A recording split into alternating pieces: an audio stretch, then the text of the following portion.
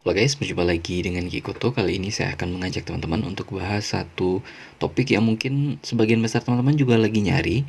Jadi seperti yang teman-teman tahu, baru aja sekitar tanggal 25 April 2022 kemarin, pendaftaran untuk seleksi tes BUMN tahun 2022 baru aja ditutup. Jadi teman-teman mungkin sekarang lagi deg-degan mempersiapkan menunggu pengumuman apakah teman-teman akan lulus di seleksi administrasi. Dan kali ini saya akan mengajak teman-teman untuk membahas tips-tips yang akan sangat membantu sekali teman-teman untuk bisa lulus di seleksi tes BUMN di tahun 2022 ini. Karena seleksi BUMN tahun 2022 ini adalah salah satu seleksi BUMN terbesar yang pernah ada minimal dalam 10 tahun terakhir ini, dan ini adalah peluang terbesar teman-teman untuk bisa dapetin posisi yang teman-teman incar. Jadi artinya tahun ini peluang itu terbuka sangat lebar, tapi kalau misalnya teman-teman tidak mempersiapkan diri dengan semaksimal mungkin, atau teman-teman tidak mengetahui tips dan trik yang paling benar, itu bisa jadi teman-teman akan kehilangan tiket emas yang sangat berharga ini. Karena kita tahu setelah pembukaan akbar biasanya akan ada jeda untuk beberapa tahun ke depan, pembukaan mungkin akan di stop terlebih dahulu, terutama jika kuota yang dicari itu sudah terpenuhi semua. Nah, tanpa berlama-lama lagi, langsung aja kita bahas tips dan trik untuk lulus di tes BUMN tahun 2022 ini. Let's go.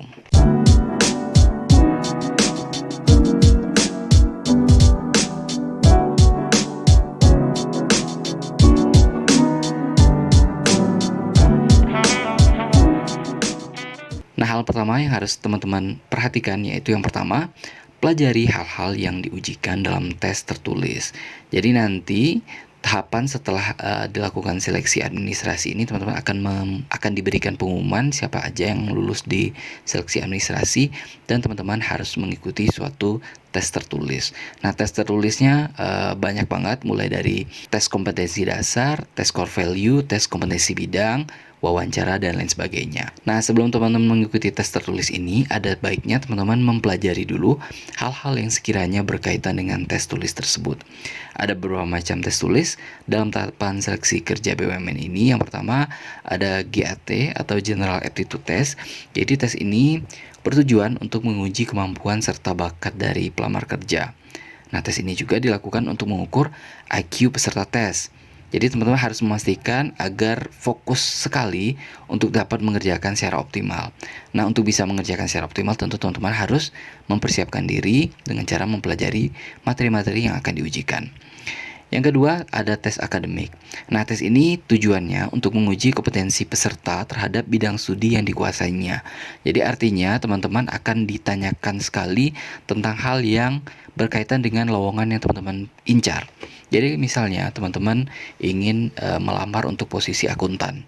Jadi itu akan ditanya sekali teman-teman bagaimana pondasi atau kemampuan dasar teman-teman terkait akuntansi, mulai dari debit kredit, laporan keuangan, dan lain sebagainya, termasuk juga anggaran seperti itu.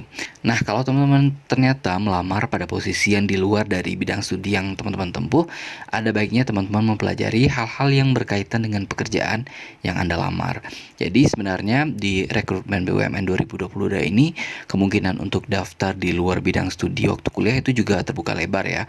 Jadi misalnya teman-teman lulusan dari matematika misalnya, tapi teman-teman melamarnya di bidang auditor atau perencanaan misalnya, itu mungkin banget, tapi teman-teman harus mempelajari hal-hal yang berkaitan dengan posisi yang dilamar tersebut. Nah, kemudian tes tertulis selanjutnya ada psikotes. Jadi jika teman-teman ingin sukses menjalani tes ini, teman-teman harus pelajari contoh dan kiat sukses dari psikotes. Jadi contoh soal-soalnya dan pembahasannya juga teman-teman bisa cari, banyak banget tersebar di internet, beli di toko buku juga ada, ataupun misalnya teman-teman lihat di YouTube itu juga mungkin banyak yang menyediakan itu. Jadi teman-teman harus berlatih, semakin banyak itu akan memberikan peluang untuk lulus di psikotes lebih tinggi. Karena psikotes ini memang tidak ada standar bakunya. Jadi tidak ada soal yang akan berulang, soalnya akan sangat dinamis sekali. Jadi teman-teman harus lakukan latihan sesering mungkin. Nah, kemudian tes tertulis selanjutnya yaitu tes bahasa Inggris. Nah, jadi tes bahasa Inggris ini digunakan untuk mengukur kemampuan bahasa Inggris teman-teman, khususnya terkait TOEFL. Jadi standarnya itu adalah standar TOEFL. Nah, untuk terkait tes tertulis ini ada beberapa tips dan trik yang bisa teman-teman kerjakan. Nah, yang pertama, periksa setiap soal terlebih dahulu. Jadi ketika teman-teman menerima lembaran kertas soal, usahakan agar tidak langsung mengerjakan. Jadi teman-teman luangkan dulu waktu beberapa menit untuk memeriksa soal demi soal. Nah, periksa ada beberapa pertanyaan pada lembar soal tersebut, kemudian ketahui juga jenis pertanyaan pada lembar tersebut. Nah, jadi pada umumnya soal-soal ini berisi campuran dari berbagai macam jenis pertanyaan gitu. Jadi ada pertanyaan esai misalnya, ada juga pilihan ganda dan lain sebagainya. Jadi teman-teman lihat, dan kemudian juga ada kemungkinan soal itu akan berulang. Jadi jangan sampai konsistensi teman-teman antara dua soal yang sama itu memberikan jawaban yang berbeda. Karena misalnya ada pertanyaan di nomor 10 itu akan sama jawabannya dengan pertanyaan di nomor 15 misalnya. Jadi teman-teman harus pastikan soal-soal yang memiliki kesamaan maksud dan tujuan. Nah, yang kedua, kerjakan dulu tes sesuai dengan urutan dan kemudahannya. Jadi ini sangat penting banget ya. Jadi teman-teman, untuk menghemat waktu, teman-teman harus kerjakan tidak harus sesuai dengan urutan nomor, tapi kerjakan dulu yang mana yang mudah dulu, sementara yang sulit itu ditinggalkan. Jangan habiskan waktu teman-teman untuk mengerjakan sesuatu yang kayaknya akan memakan waktu lama untuk mengerjakannya. Tapi maksimalkan waktu untuk mengerjakan yang mudah dan pasti tahu jawabannya. Nanti teman-teman jangan lupa beri tanda mana soal yang kemungkinan tidak tahu jawabannya itu. Nanti ketika sudah selesai mengerjakan yang teman-teman bisa paham, baru setelah itu kerjakan soal-soal yang susah. Ini akan sangat menghemat waktu teman-teman, dan kemungkinan teman-teman untuk bisa menjawab benar itu lebih tinggi daripada teman-teman berkutat untuk mengerjakan soal yang di awal melihat teman-teman udah nggak tahu jawabannya. Kemudian yang ketiga, teman-teman harus membaca pertanyaan secara teliti. Jadi teman-teman itu jangan terlalu buru-buru saat membaca pertanyaan. Setiap soal itu harus dibaca secara seksama dan teliti, dan hindari juga menjawab pertanyaan terlalu buru-buru. Jadi benar-benar dilihat banget, karena biasanya otak kita itu memang pada saat kita tertekan atau grogi, kemungkinan besar kita akan mengalami kayak kelupaan sejenak gitu. Meskipun teman-teman tahu jawabannya, bisa jadi teman-teman nggak bisa jawab pertanyaan tersebut.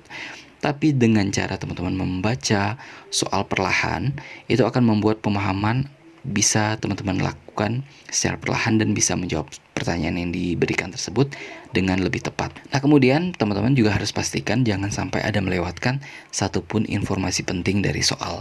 Jadi sangat teliti dalam membaca soal. Kemudian tips yang keempat yaitu jawablah pertanyaan secepat mungkin. Nah, ini juga teman-teman harus perhatikan ya. Jadi ada beberapa soal atau pertanyaan itu memiliki persyaratan waktu. Artinya teman-teman harus menjawabnya secara cepat, sehingga sangat penting untuk menjawab pertanyaan yang gampang dulu, tapi juga jangan terlalu terlena untuk mengerjakan yang gampang itu dengan waktu yang terlalu lama gitu. Jadi kalau udah yakin jawabannya A misalnya, ya udah langsung jawab yang A. Jadi nggak usah dibaca berulang kali gitu. Jadi langsung teman-teman pace-nya itu harus cepat mengerjakannya, sehingga teman-teman bisa memaksimalkan waktu yang terbatas itu untuk menjawab semua pertanyaan dengan semaksimal mungkin. Kemudian yang selanjutnya, tips yang kelima yaitu menggunakan proses eliminasi. Nah, jadi proses eliminasi ini adalah teman-teman menghilangkan jawaban atau opsi-opsi jawaban yang kemungkinan besar bukan itu jawabannya.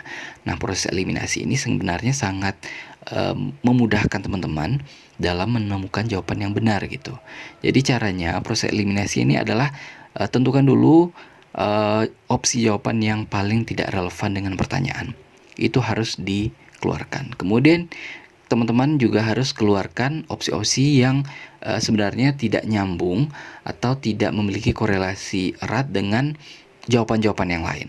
Jadi misalnya ada opsi A sampai E, tapi ada satu opsi yang menjawab misalnya beda sendiri gitu. Misalnya menjawab tentang harga saham, tapi 4 opsi yang lain itu semuanya menjawab tentang obligasi. Nah, itu kan menjadi aneh. Jadi itu teman-teman bisa eliminasi. Jadi ketika teman-teman sudah mengeliminasi, ketika tersisa hanya 2 opsi, itu akan lebih meningkatkan peluang teman-teman untuk menjawab yang benar meskipun itu dengan cara menebak.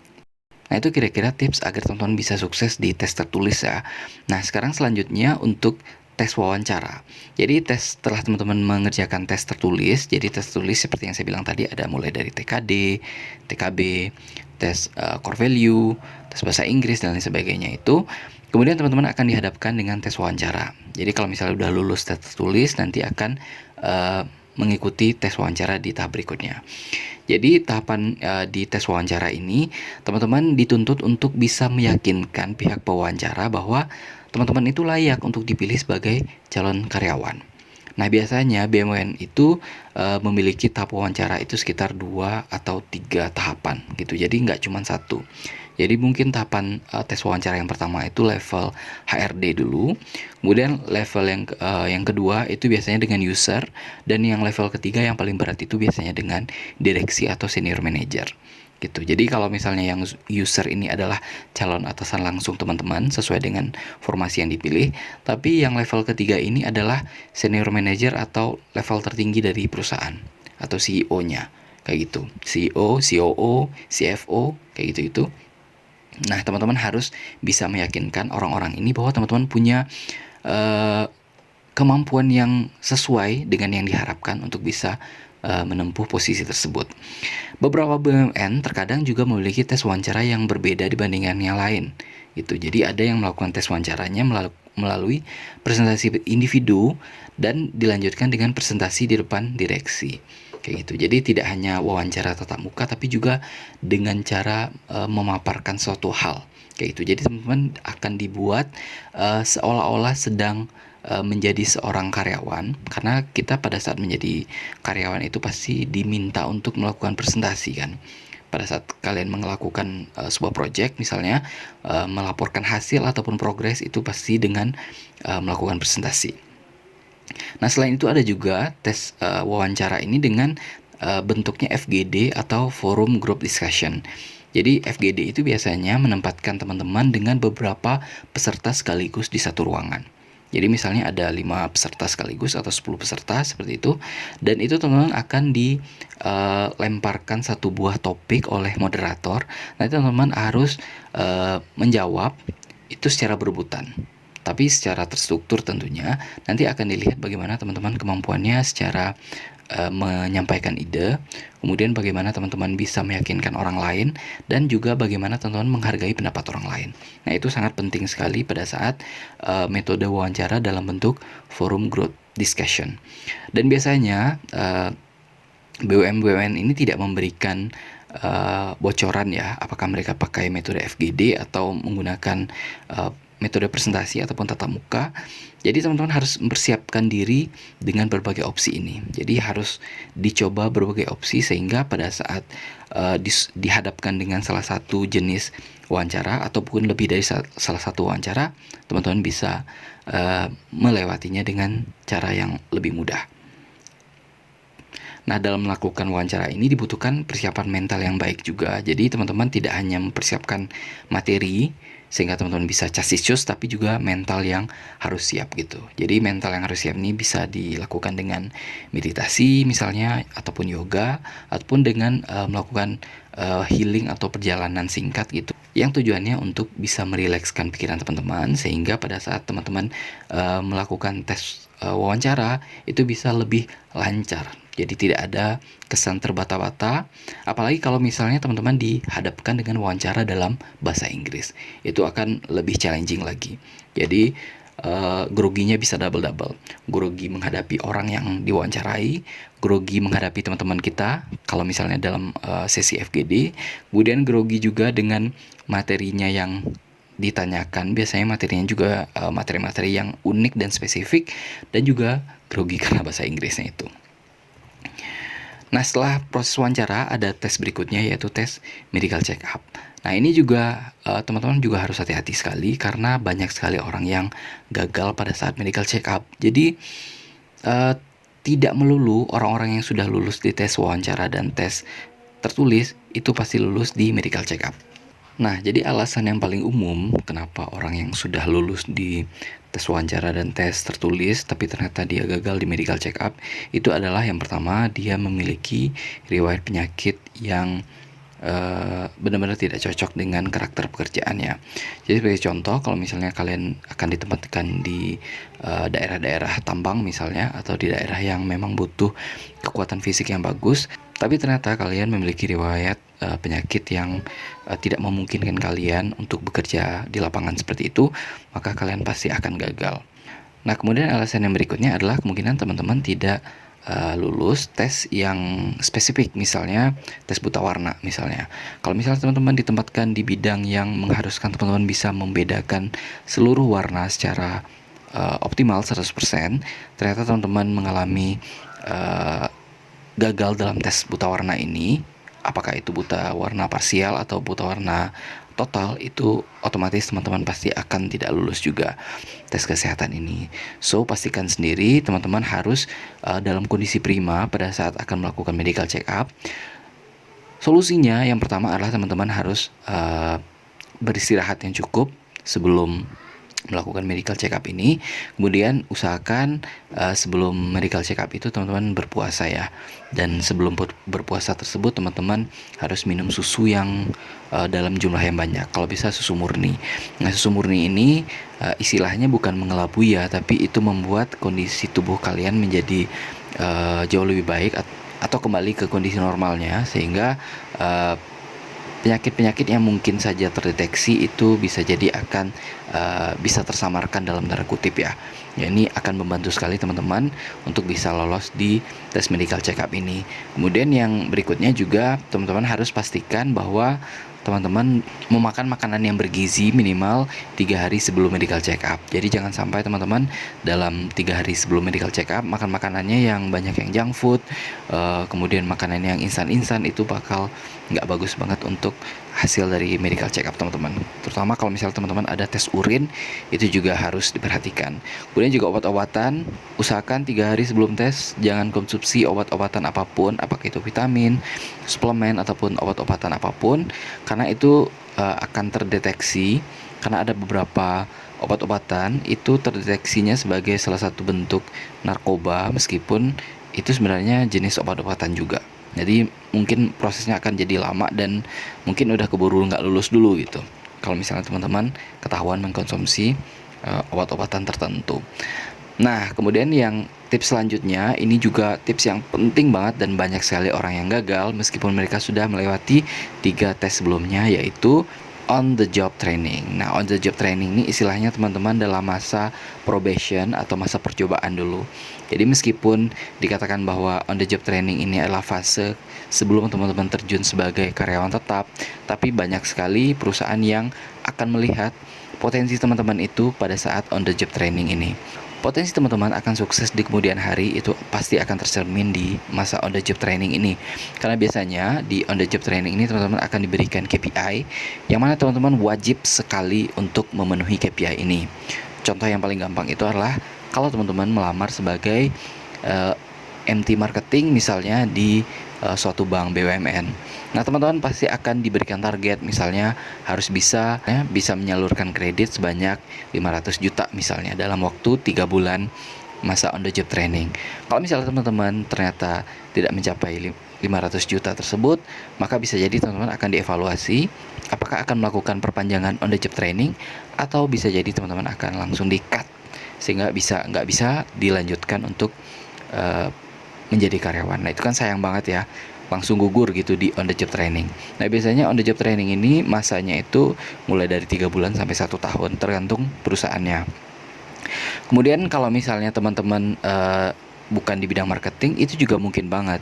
Kalau misalnya teman-teman masuk ke bagian perusahaan yang sifatnya manufaktur misalnya, itu juga teman-teman pasti akan dilihat kinerja teman-teman ketika diberikan suatu tanggung jawab tertentu. Misalnya teman-teman akan ditempatkan di bagian quality control, nah itu juga pasti akan dievaluasi. Kalau ternyata banyak barang-barang yang lewat dari quality control teman-teman, ternyata itu barang-barang yang harusnya reject, itu juga teman-teman pasti akan dinyatakan gagal. Oke, mungkin itu 4 bagian besar dari rangkaian tes BUMN yang sangat menantang ini. Saya yakin teman-teman bisa tapi teman-teman juga harus memikirkan berbagai persiapan.